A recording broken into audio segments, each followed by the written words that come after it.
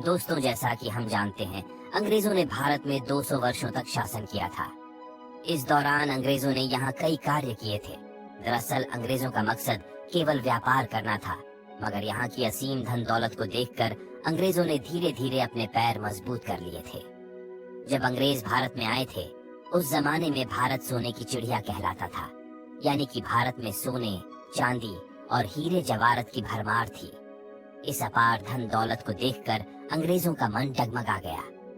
उन्होंने कैसे भी करके यहाँ पर शासन स्थापित कर लिया। अंग्रेजों ने भारत से अपार धन दौलत लूटकर ब्रिटेन भिजवा दी थी।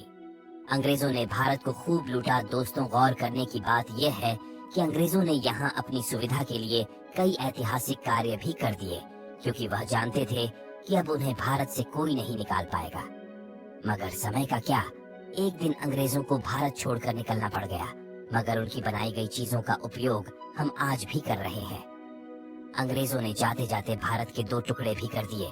उन्होंने भारत को बर्बाद करने में कोई कसर नहीं छोड़ी, मगर जाने अनजाने में उन्होंने कुछ ऐसे काम कर दिए जो भारत के लिए किसी वरदान से कम नहीं है। आइए इस वीडियो में जान लेते हैं कि अंग्रेजों ने वह कौन से काम किया जो आज भारत के लिए वरदान बन रहे हैं।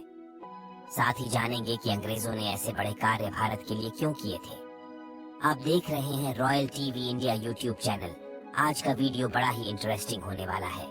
यदि आप चैनल पर नए हैं तो चैनल को सब्सक्राइब करके बेल आइकन घंटी जरूर प्रेस करें, ताकि हमारा हर लेटेस्ट वीडियो सबसे पहले आपको मिल पाए। दोस्तों, यह तो हम सब जानते हैं कि अंग्रेजों ने न सिर्फ भारतीयों का शोषण किया, बल्कि हमारी अच्छी भली आर्थिक स्थिति को तबाह कर दिया।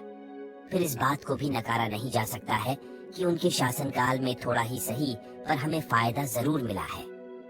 नंबर 1 पर है भारतीय रेलवे। भारतीय रेलवे आज एशिया का सबसे बड़ा नेटवर्क है, जिस पर आज करोड़ों भारतीय सफर करते हैं। और इस बात को भी झुठलाया नहीं जा सकता कि इंडियन रेलवे भी अंग्रेजों द्वारा शुरू की गई थी।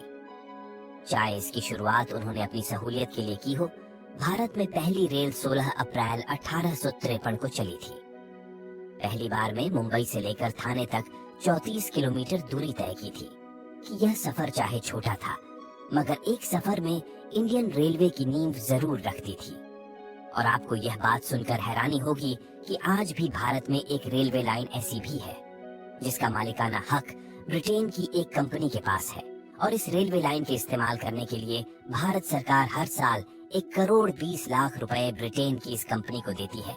ये रेलवे ट्रैक महाराष्ट्र के अमरावती से लेकर मुर्ताजापुर के बीच में स्थित है। और नंबर 2 पर है इंडियन आर्मी।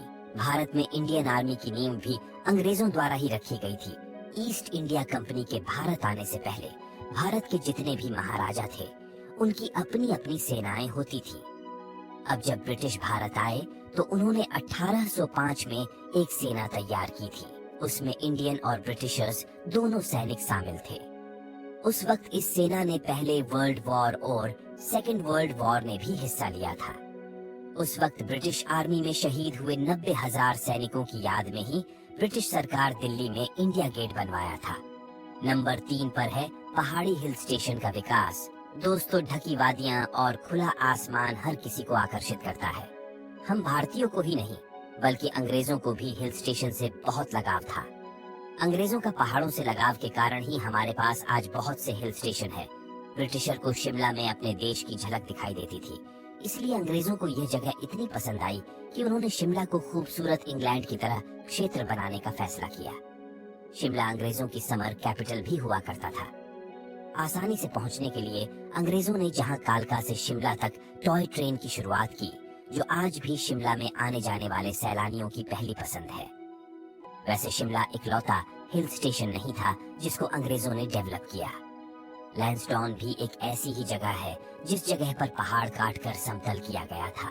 इसके अलावा उत्तराखंड की राजधानी देहरादून के नजदीक मंसूरी में भी अंग्रेजों ने अपने लिए घर बनाए, जो आज भी ब्रिटिश शासन की गवाही भर रहे हैं। उस टाइम मंसूरी तक रेल ट्रैक बिछाने की 2 बार कोशिश की गई, पर हर बार पहाड़ गिरने के कारण से उनका काम पूरा नहीं हो सका। और दोस्तों, नंबर 4 पर है सबकी प्रसिद्ध क्रिकेट खेल।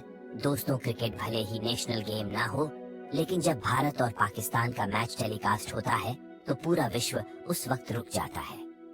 यहाँ आपको जानकर हैरानी होगी कि क्रिकेट को भी भारत में अंग्रेजों ने ही शुरू किया था और क्रिकेट को तब सिर्फ टाइम पास के लिए खेला जाता था।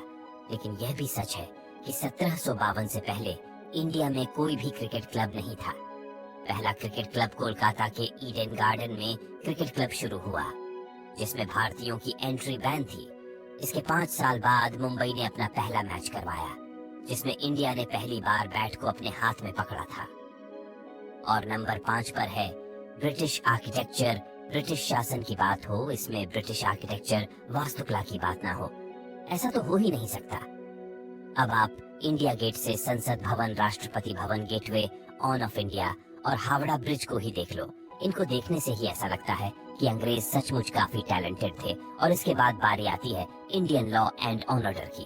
कहने को तो भारत 1947 में ही आजाद हो गया था, पर हमारे सिस्टम में अभी कुछ ऐसे कानून हैं जो अंग्रेजों के जमाने से ही चल रहे हैं। आपने कभी गौर किया है कि हम हमेशा सिर्फ लेफ्ट साइड पर ही क्यों चलते हैं, जबकि अमेरिका समेत दुनिया के 90% देशों में राइट हैंड गाड़ी चलाने का ही कानून है। रोड के बाएं ओर चलने का नियम ही ब्रिटिश की ही देन है। इसके अलावा भारतीय पुलिस जो खाकी यूनिफॉर्म पहनती है, इसकी शुरुआत भी अंग्रेजों ने ही की थी। इसके अलावा अंग्रेजों ने कहीं कृतियों को मिटाया था जो भारत के लिए अभिशाप थी। भारत में एक रिवाज सती प्रथा का था, जिसमें औरत को उसके पति की लाश के साथ जिंदा जला दिया जाता था। ये बात आम थी। इस प्रथा को सती प्रथा कहते थे। इसके अलावा विधवा औरत को दूसरी शादी करने की भी आजादी नहीं थी।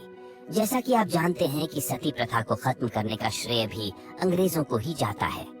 अंग्रेजों ने इस प्रथा पर न केवल बैन लगाया, बल्कि दूसरी शादी करने के लिए भी औरतों को प्रेरित किया। इसलिए 1806 में रीमैरिज एक्ट भी शुरू किया गया था। नंबर 7, अंग्रेजी भाषा का प्रचार प्रसार। अंग्रेज जब भारत आए थे तो अपने रहन सहन, अपना पहनावा और अपनी भाषा भी साथ लेकर आए। शुरुआत में तो अंग्रेजों ने भारत के राज्यों से बात करने के लिए यहाँ के लोकल लैंग्वेज भी सीख ली।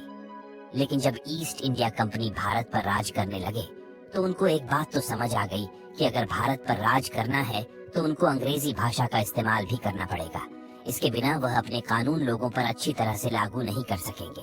और इसी बात को ध्यान रखते हुए सन 1835 में कंपनी के आदेश पर ईस्ट इंडिया कंपनी की ऑफिशियल लैंग्वेज पर्शिया से बदलकर इंग्लिश कर दी गई और भारत में प्राइमरी और सेकेंडरी स्कूल भी खोले गए। और अच्छे इंग्लिश बोलने वाले को ब्रिटिश सरकार ने अच्छी नौकरियां देना शुरू कर दिया, जिसके कारण लोगों को लगा कि अगर वह इस भाषा में महारत हासिल कर लेते हैं तो उनकी जिंदगी बदल जाएगी। उस समय महज 1% ही ऐसे लोग थे जिनकी फर्स्ट लैंग्वेज इंग्लिश थी। आपको आज हैरानी होगी, अंग्रेजों के कारण ही आज भारत में काफी लोग अंग्रेजी ही बोलते हैं। पर दोस्तों, हम चाहे इंग्लिश में कितना भी एक्सपर्ट क्यों ना हो जाए, पर फिर भी हमें कभी भी अपनी मातृभाषा बोलने में शर्म नहीं आनी चाहिए कि आपकी पहचान मातृभाषा ही होनी चाहिए, चाहे वह हिंदी, बंगाली, पंजाबी, तमिल कोई भी हो। दोस्तों, अगर देखा जाए तो अंग्रेजों ने ही हम पर 200 साल तक राज किया और इतने लंबे समय तक जितना अंग्रेजों ने भारत को नुकसान पहुंचाया, तो उस मुकाबले में यह काम कुछ भी नहीं है। वैसे भी अंग्रेजों ने यह काम सिर्फ अपने फायदे के लिए ही की है, क्योंकि उस वक्त उनको नहीं पता था कि एक बार उन्हें भारत को छोड़कर जाना पड़ेगा। अंग्रेजों ने सभी सुविधाएं भारत में ही बना ली थी। उन्होंने $45 ट्रिलियन रुपए उस जमाने में भारत से लौटकर ब्रिटेन भेजे थे। कई जहाज आज भी समुद्र की गहराई में दबे पड़े हैं, क्योंकि वह किसी कारणवश पानी में समा गए थे। चाहे जो कुछ भी हो, आज भी भारत के पास अपार धन संपत्ति है और अंग्रेजों ने जो कार्य किया उनका आज हम पूरा फायदा ले रहे हैं। आज का वीडियो कैसा लगा कमेंट बॉक्स में जरूर बताइए। ऐसे ही वीडियो देखने के लिए हमारा चैनल सब्सक्राइब करके बेल आइकन की घंटी अवश्य दबाएं। वीडियो को पूरा देखने के लिए धन्यवाद।